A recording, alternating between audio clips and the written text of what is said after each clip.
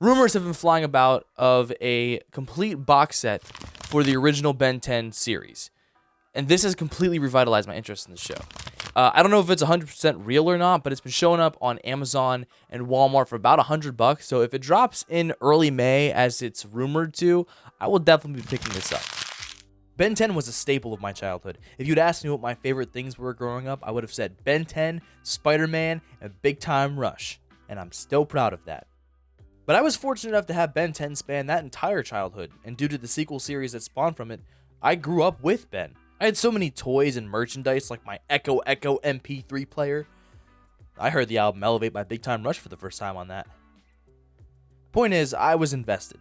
I had spent so much time with Ben, Gwen, Kevin, and Grandpa Max, and grew so attached. So, as a headstrong child in 2011, stumbling across these images on ben10toys.net, I was not happy. They completely overhauled the art style and forced out the UAF trio in favor of a random alien guy named Rook Blanco. They've done it. They've ruined Ben 10. But I watched anyway, and as the series unfolded, it managed to wrap my attention the same way the other three had. So today, I'd like to take a look at Omniverse and make a case for why this series deserved just as much love as the other three. The Ben 10 franchise was at one point Cartoon Network's juggernaut. The network's third most watched telecast was the premiere of Ben 10 Alien Swarm, the live-action movie, on November 25th, 2009 with 4.019 million viewers. It had at least 2 different stage productions that I could find. The series began its life as a part of Cartoon Network's Sneak Peek Week in December of 2005 before releasing as a full show in January of the following year. Though the classic series only ran for about 2 years with a total of 4 seasons, it managed to garner quite the audience. And with its popularity on the rise, a sequel series began production before the original had even ended. With Ben 10 Alien Force, Ben had now been aged up 5 years. Moving forward, this became the standard. Time continued to move in the Ben 10 universe, with Ben turning 16 in Ultimate Alien and remaining 16 for the remainder of the original run. However, when Omniverse began its creative development, the franchise had already been running for about 6 years, and many of the fans had also grown up. With older fans slowly beginning to leave the franchise, they needed a way to revitalize it and begin to attract a younger audience in order to maintain the popularity. The push began with the art style. UAF era was known for its dark atmosphere. It's hard to see what's going on in certain early episodes. As the two progressed, Ultimate Alien definitely got a lot brighter and had a lot more scenes take place during the day as opposed to Alien Force, where they were designed to take place at night. When starting production for Omniverse, Dwayne McDuffie and Glenn Murakami, the main writer and executive producer of the franchise respectively, decided the art needed to be more involved. They brought on Derek J. Wyatt, the art director for the most slept-on Transformers series, Transformers Animated, to serve the same role for the Omniverse team.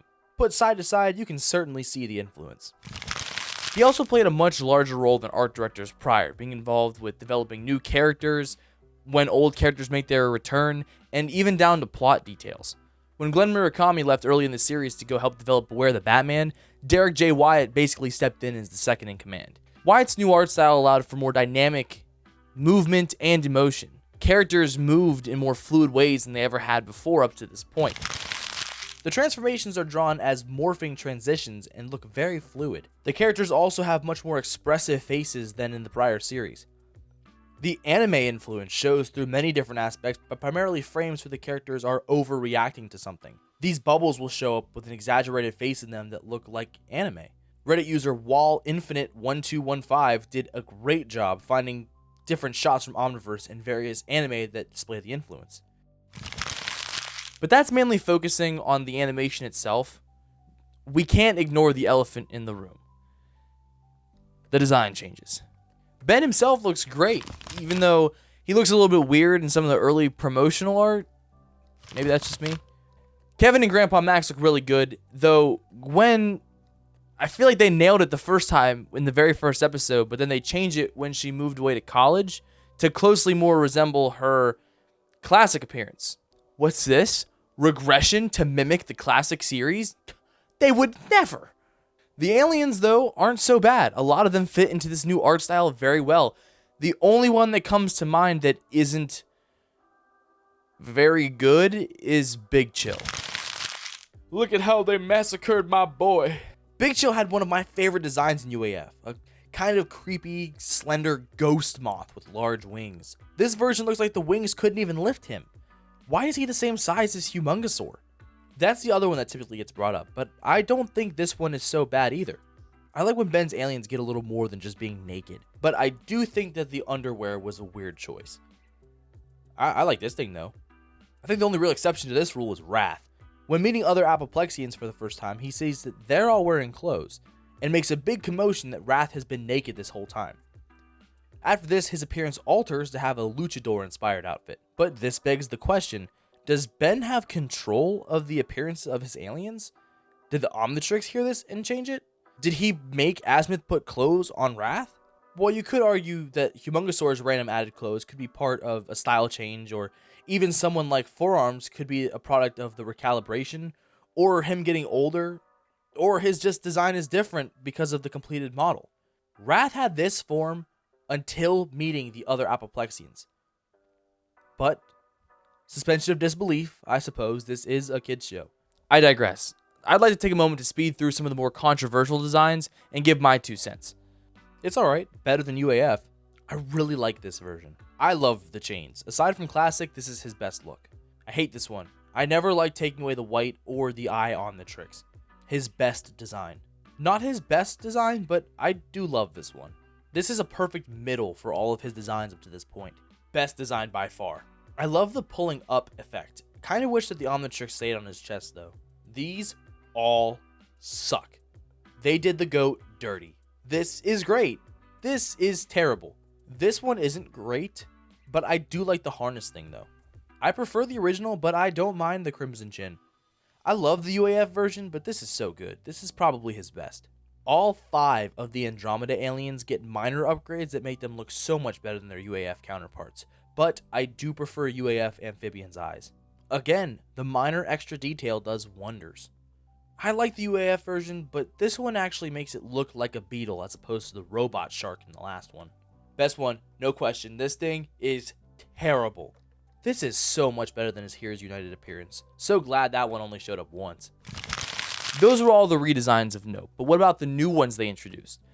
They had to stop adding new aliens after Vampire was introduced as the 63rd alien of the franchise, as to not take away from pre-existing designs. They were going to add more, including Squid Stricter and Rox, the 2 aliens from the Ben 10 live show, as well as Ventriloquid, who never made it past early production, which is probably for the best.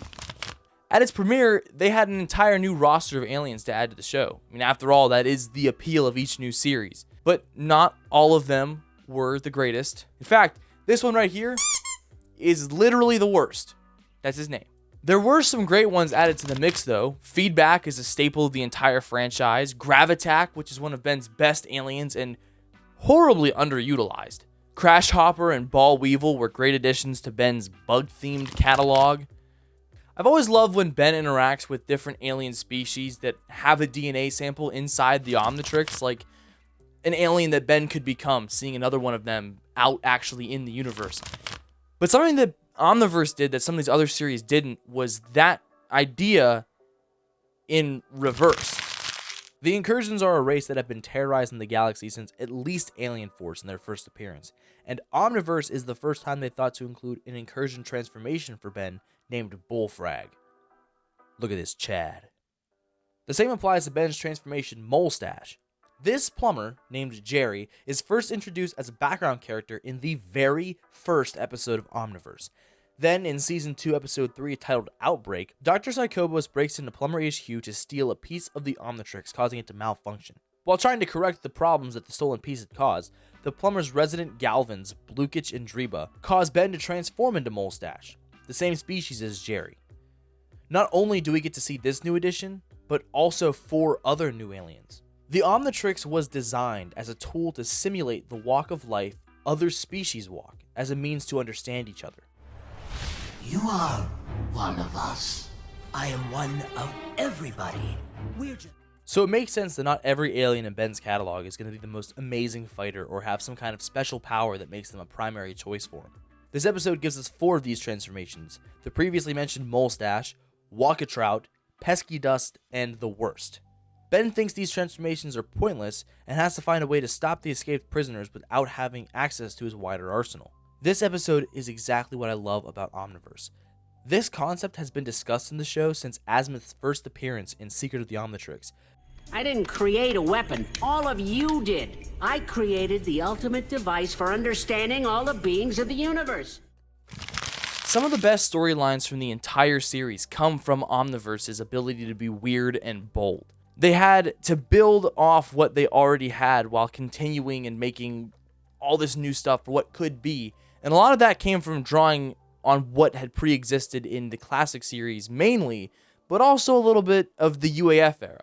Bringing back the megawatts from classic for a story, the Vreedles, the Incursions, the Forever Knights, Charmcaster, and Hex. They also did a lot to rebuild Vilgax's presence as the UAF era threw him for a loop. In classic, he was a genuinely terrifying figure with a big build and a threatening voice. And then UAF just turned him into a tiny Thanos-like villain focused on conquering.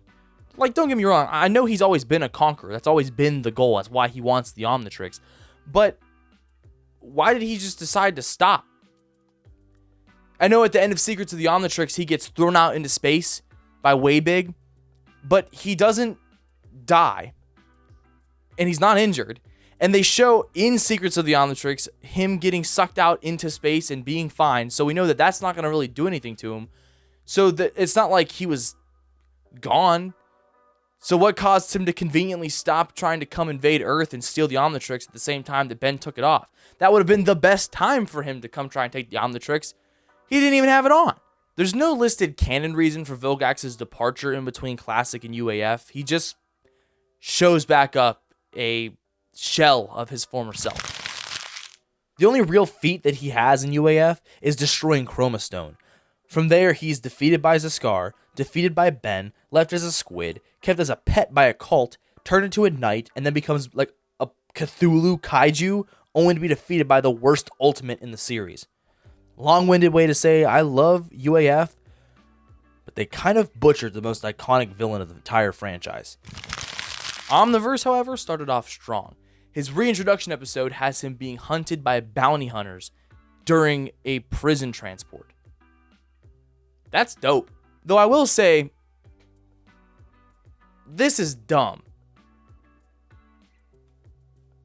Omniverse knew that they needed to use Vilgax sparingly. He only shows up 3 times throughout the course of Omniverse's 8 seasons. And in the last one, he gets blown up and disintegrated. He's just like me for real.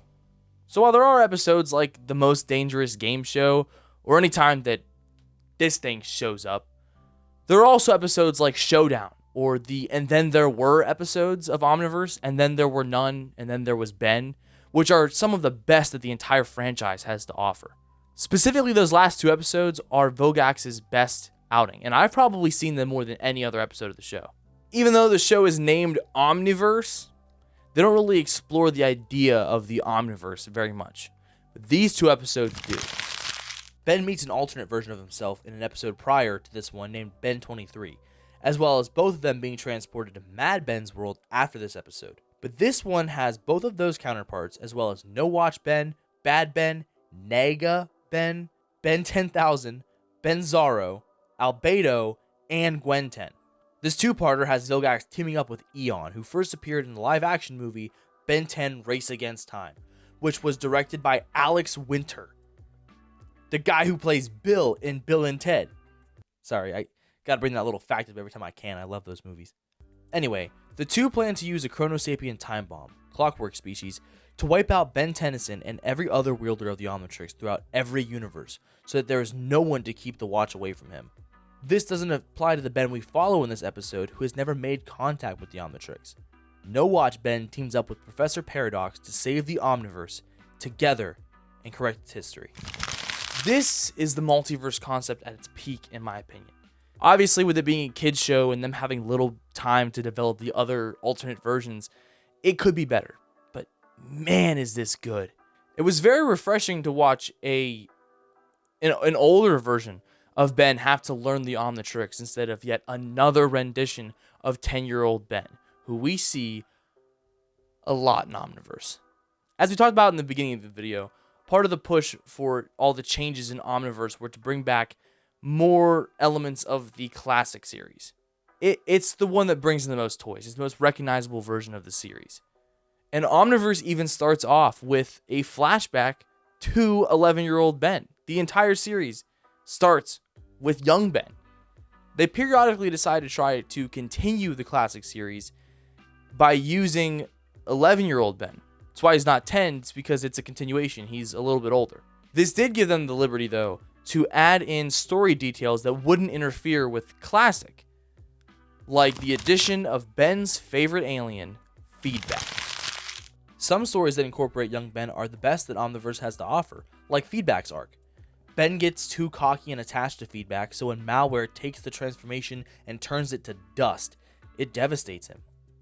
This causes him to take off the watch, leading to the events of Alien Force 4 years later. When 16-year-old Ben confronts malware in the finale of Season 2, he has a very emotional moment with his younger self and regains Feedback, which ultimately leads to malware's defeat. I do think that the downside, though, with young Ben was the direction that it took the series. Alien Force was deemed too dark in its first 2 seasons, so the 3rd season, it was much brighter, lighter toned, and Ben was regressed into a personality that more closely fit his 10-year-old counterpart. They tried to continue this in Ultimate Alien, even bringing back young Ben for an episode. This episode seemed to have done so well, it paved the way for Cartoon Network to incorporate young Ben completely into Omniverse. And when they finally brought back young Ben completely, and that didn't work to revive the series' popularity, they decided, why try to force young Ben into another show when you can just have a whole other show devoted to young Ben? Which gave us the reboot. I hate the reboot, but it's not for me. My little 5-year-old brother Otis loves the reboot. It's one of his favorites. And that's the point. You know, I think also part of the reason that so many people dog on Omniverse is because they really may have just outgrown the series by that point. Much like I don't like the reboot because I feel as though I've outgrown that rendition of the character. But not Omniverse, though. As far as I'm concerned, I'm never going to grow up. I'm a Toys R Us kid. It's hero time.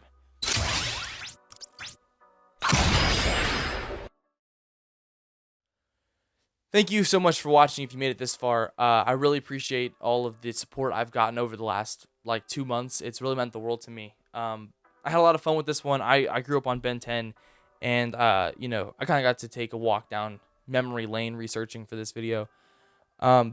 If you're into nerd stuff, kind of like this, up this vein, you should check out the podcast I have with my buddy Derek. It's called The Variety Voiceover. But yeah, thanks for liking, watching, subscribing, and I will see you in the next one. Bye.